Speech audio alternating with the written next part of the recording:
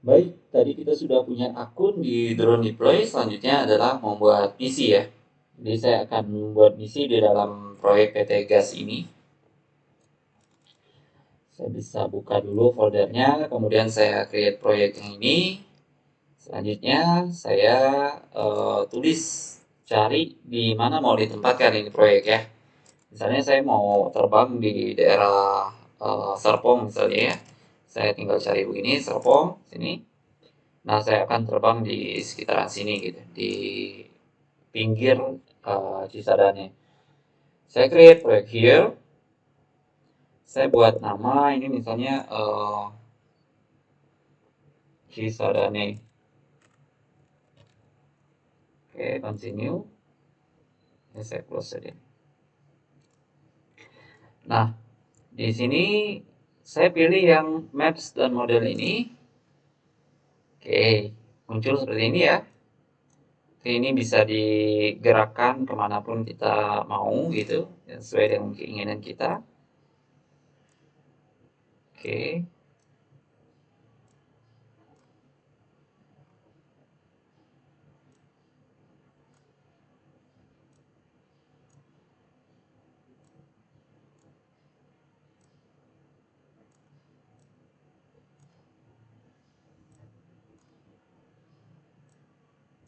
Nah, kalau kita teliti, di sini ada beberapa informasi ya. Yang pertama, ini yang tulisan ini adalah lama waktu terbang. Tapi diingat bahwa lama waktu terbang ini adalah kalkulasi dari mulai dari sini sampai ke dia selesai.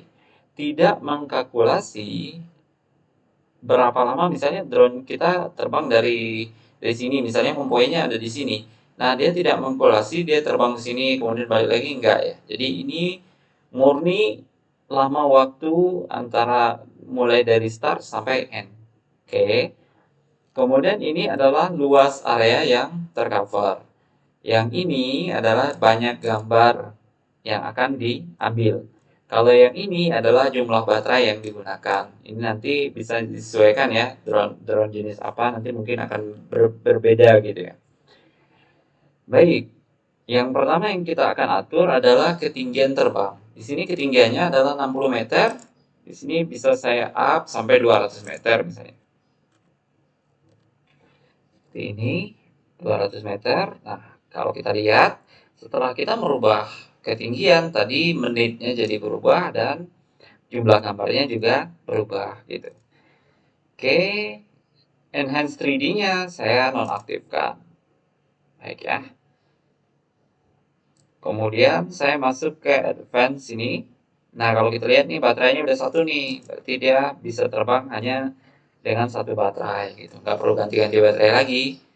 Oke, sudah kita advance ini, automatic settingnya saya bisa buang dulu. Di sini flight direction ini adalah arah ya. Mulai dari sini ke sini itu direction namanya. Directionnya adalah 179 derajat. Dari sini ke sini itu 197. Kalau kita set di 90 derajat, maka dia akan ke bawah sini dia gitu. Oke ya. Ini kecepatan terbang, ini starting waypoint-nya. Jadi nanti kalau misalkan baterai kita lowbat nih pada saat kita terbang. Nah, karena baterainya lowbat, maka drone-nya diambil pulang dong, ditarik pulang dong. Nah, misalnya drone-nya diambil pulang tuh dia berada di sini misalnya. Nah, jadi untuk terbang selanjutnya berarti yang ini nggak perlu lagi kan, nggak perlu diterbangkan ulang. Nah, starting waypoint ini fungsinya adalah mengatur dia mulai dari mana gitu. Misalnya dia terakhir di sini. Ya udah nih starting waypointnya berarti 1, 2, 3, 4, 5, 6. Berarti starting waypointnya dari waypoint ke 6 gitu. Nah, starting waypoint itu fungsinya untuk itu. Nah, kita lihat kalau misalnya mulai dari 6 tuh ini oh iya bukan di sini berarti nih. Mulai dari sini nih. Jadi yang tidak dia terbangkan itu garis putus-putus. Yang diterbangkan garis yang solid. Gitu ya. Coba di waypoint 7 coba.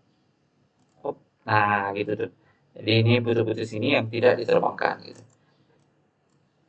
Oke, saya akan mulai dari waypoint 1. Nah, ini adalah sudut gimbal, sudut ke bawahnya ya. Sudut ke bawahnya. Jadi kalau ini berarti kita terbangnya pakai yang nadir nih. Nadir itu yang gimbalnya vertikal gitu. Oke, kemudian ini ada overlap, overlapnya di 75 kali 65. Jadi untuk ke front itu berarti nimpaknya dari depan ya. Foto pertama di sini ditimpa dari foto kedua di sini, nanti adalah nilainya 75%. Kalau yang side, maka foto di sini dengan foto di sini yang dipengaruhi ya. Jadi nanti eh, side overlap ini akan mempengaruhi jarak antar dua garis ini. Semakin tinggi side overlapnya, maka akan semakin dekat garisnya. Baik, coba kita set di 80 misalnya. Nah, kita lihat makin dekat ya. Jarak antara dua ini makin dekat. Oke, kita paskan saja di 70 seperti ini. Nah, jaraknya seperti ini. Dia mulai dari sini dan selesainya ke sini. Oke, saya pikir ini semuanya sudah. Ininya kita buang saja. Kita nggak pakai yang 3D ya. Kita hanya pakai yang grid. Jadi kalau yang 3D nanti dia balas gini nih. Gitu. Oke, obstacle avoidance-nya kita aktifkan. Kemudian soal existing map-nya kita buang saja ini. Ya, ini kita pakai Mavic 2 Pro ya.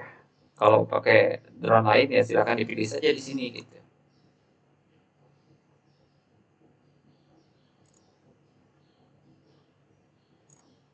Oke, ini sudah selesai. Secara umum ini sudah selesai dan ini bisa kita close saja.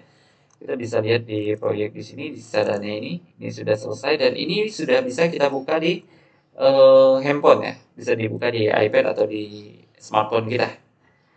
Oke, sampai jumpa di tutorial selanjutnya. Pada tutorial selanjutnya kita akan membahas bagaimana cara membuat misi dari KML yang sudah kita buat di Google Earth.